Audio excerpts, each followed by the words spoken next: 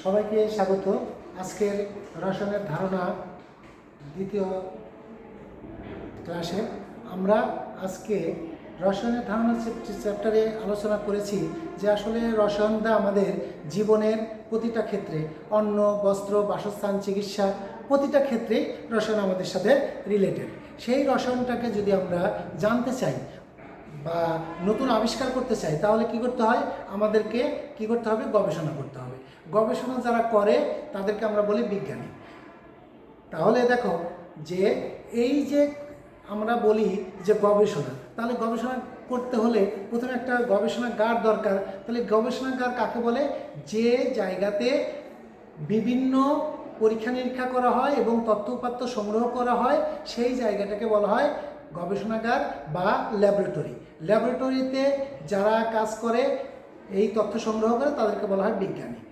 আমরা জানি যে ভারতের প্রাক্তন প্রেসিডেন্ট এবং বিজ্ঞানী এপিজে আবুল কালাম আজাদ বলেছেন যে আমরা জেগে যা কিছু চিন্তা করি বা দেখি সেটা হচ্ছে স্বপ্ন বলে। স্বপ্ন মানুষ জেগে দেখে।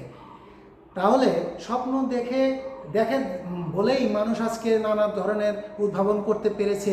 মানুষ আজকে চাঁদে গিয়েছে, মানুষ আজকে এই যে আমরা মোবাইলে কথা বলছি, সব কিছুই আসলে বিজ্ঞানের অবদান বা গবেষণার অবদান।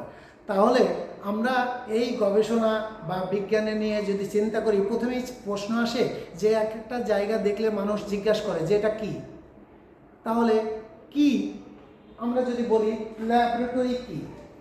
রাসায়নিক দ্রব্যাদি আমরা এই ল্যাবরেটরিতে বিভিন্ন রাসায়নিক দ্রব্যাদি ব্যবহার করি।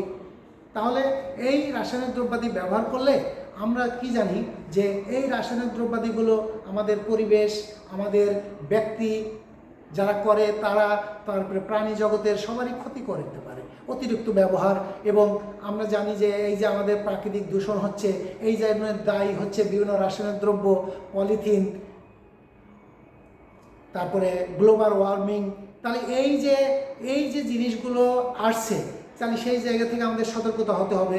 সেই সতর্কতা হতে হলে আমাদের কী করতে হবে? ল্যাবরেটরিতে কাজ করতে হলে প্রথমে আমাদের কিছু পোশাক লাগবে, যেটার থেকে আমরা ব্যক্তি যারা কাজ করে তারা রক্ষা পায়। সেই সতর্কতাটা হচ্ছে আমরা অ্যাপ্রন ব্যবহার করব। অ্যাপ্রন ব্যবহার করে ওইটাকে, তারপরে মাস্ক ব্যবহার করে, তারপরে গগলস ব্যবহার করে, শু ব্যবহার করে, তার এই ধরনের নানা ধরনের হ্যান্ড গ্লাভস ব্যবহার করে। তাহলে এই ধরনের আমরা পরিধান করে আমাদের নিজেদের সেফটি করতে পারি। তারপর আসে যে আমরা যে সমস্ত রাসায়নিক দ্রব্যাদি ব্যবহার করি, সেই দ্রব্যাদি আমাদের ক্ষতি করতে পারে। তাহলে এই সম্পর্কে অর্থাৎ দেখা যায় যে 1992 সালে জাতিসংঘে একটা প্রস্তাব পাশ করে। সেই প্রস্তাবটাকে বলা হয় যে একটা জাতিসংঘের প্রস্তাব হয় হ্যাজার্ড সিম্বল। হ্যাজার্ড সিম্বল দিয়ে কি করা হয়? 10টা রাসায়নিক দ্রব্যের সম্পর্কে আমাদের সতর্ক থাকতে বলেছে। এই 10টা রাসায়নিক দ্রব্যের জীবনে বিভিন্ন চিহ্ন ব্যবহার করা হয়েছে। সেই চিহ্নগুলিকে আমরা বলি হ্যাজার্ড সিম্বল। হ্যাজার্ড সিম্বল যেমন এটা একটা বিস্ফোরক দ্রব্যের হ্যাজার্ড সিম্বল, এটা হচ্ছে টিফেল চিহ্ন, এটা তেজস্ক্রিয় পদার্থের থেকে হ্যাজার্ড সিম্বল। আমরা যদি কি করি? আমরা যদি তেজস্ক্রিয় পদার্থের থেকে সতর্ক থাকতে চাই, আমরা জানি যে আমাদের পাবনায় রূপপুরে একটা পারমাণবিক বিদ্যুৎ কেন্দ্র স্থাপিত হয়েছে। সেই পারমাণবিক বিদ্যুৎ কেন্দ্রে দেখা যায় যে নানা ধরনের তেজস্ক্রিয় ইউরেনিয়াম ব্যবহার করা হয়। এই তেজস্ক্রিয় পদার্থগুলোর থেকে আমাদের সতর্ক থাকতে হলে আমরা বুঝবো যে এই চিহ্ন দ্বারা বোঝাবে যে ওই জায়গায় তেজস্ক্রিয় পদার্থ থাকতে পারে, তোমাদের সতর্ক হতে হবে। তার জন্যে আমাকে সেইভাবে ইনিশিয়েটিভ নিতে হবে। তাহলে আমরা যেটা বলতে চাচ্ছি যে আমাদের প্রথম কথা হচ্ছে যে আমাদের গবেষণার জন্য একটা ল্যাবরেটরি দরকার। সেই ল্যাবরেটরিতে আমরা কি করতে পারি? যে প্রথমে আমরা একটা সাবজেক্ট নেব যে আমরা কোন বিষয়ে গবেষণা করব। তাহলে সেই বিষয় নির্ধারণ করব। তারপর সেই বিষয় সম্পর্কে আমাদের সম্যক জ্ঞান থাকতে হবে। তাহলে এই সম্যক জ্ঞান থাকার পরে আমরা প্রয়োজনীয় যন্ত্রপাতি ব্যবহার করব, পরীক্ষণ করব, তারপর আমরা তথ্য সংগ্রহ করব এবং সেটাকে বিশ্লেষণ করব। তারপর সেই ফলাফল সংগ্রহ করব এবং মানব কল্যাণে ব্যবহার করব।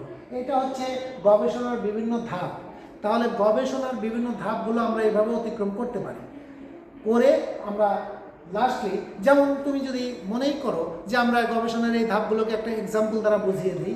এখন একটা লবণ তুমি পানিতে দ্রবীভূত করবে, সেই লবণটা পানিতে দ্রবীভূত করার পরে প্রথমে তোমাদের কী করতে হবে বিষয়টা, যে আমি সেই লবণের স্ফুটনাঙ্ক বা দ্রবণের স্ফুটনাঙ্ক নির্ণয় করব। তাহলে আমাদের কী করতে হবে, বিষয়বস্তুটা নিতে হবে, তারপরে সেই বিষয় সম্পর্কে আমাদের সম্যক জ্ঞান থাকা লাগবে, যে কতটুকু লবণ নিতে হবে বা কি কি নিতে হবে, কি কি দ্রাবক হিসাবে কি নিতে হবে সেইগুলো সম্পর্কে জ্ঞান থাকা লাগবে। তারপরে প্রয়োজনীয় যন্ত্রপাতি নিতে হবে, তারপরে পরীক্ষণ করতে হবে, তারপর তথ্য সংগ্রহ করতে হবে। সেটার ধরো পানির স্ফুটনাঙ্ক নির্ণয় করছি, তাহলে পানির স্ফুটনাঙ্ক তথ্যটা সংগ্রহ করব, করার পরে তারপরে তার ফলাফল আমরা লিপিবদ্ধ করব এবং যে প্রিভিয়াস যে ফলাফল আছে সেটার সাথে কম্পেয়ার করে কিভাবে ইকোনমিক্যাল করা যায়, মানুষের কাছে এটা পৌঁছানো যায়, সেইভাবে আমরা গবেষণার বিভিন্ন ধাপগুলোকে আমরা সলভ করতে পারি।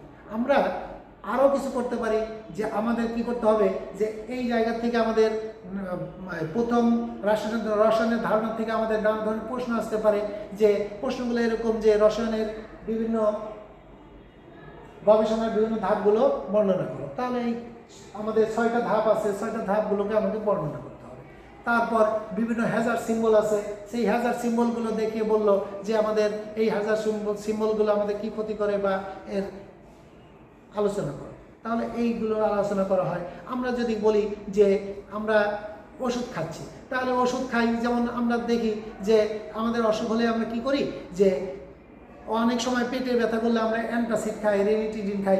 আসলে কি হয়, পেটের ভিতরে আমরা বলি গ্যাস্ট্রিক হয়েছে বা আলসার হয়েছে, আসলে কি হয়, পেটের ভিতরে অ্যাসিডের পরিমাণটা বেড়ে যায় কোনো কারণে, কোনো খাদ্যদ্রব্যের কারণে, কোনো রাসায়নিক দ্রব্যের কারণে। আমাদের যখন অ্যাসিড সিক্রিয়েশন বেড়ে যায় তখন আমরা অ্যান্টাসিড বা রেনিটিডিন খাই। আসলে এই ওষুধগুলোর ভিতরে কি আছে, এই ওষুধগুলোর ভিতরে ক্ষার জাতীয় জিনিস আছে। যখন আমরা ক্ষার খাই তখন কি হয়, যে তখন দেখা যায় যে ওই অ্যাসিডের পাকস্থলীতে অ্যাসিডের সাথে এটা বিক্রিয়া করে প্রশমন ঘটায়। এইভাবে রসায়ন আমাদের জীবনের সাথে রিলেটেড এবং রসায়ন আমাদেরকে বিভিন্ন সমস্যার থেকে নিষ্কৃতি দেয়। আমরা প্রথম অধ্যায় আলোচনা করলাম, তোমাদের কোনো প্রয়োজন থাকলে ইনবক্সে লিখে দিবা।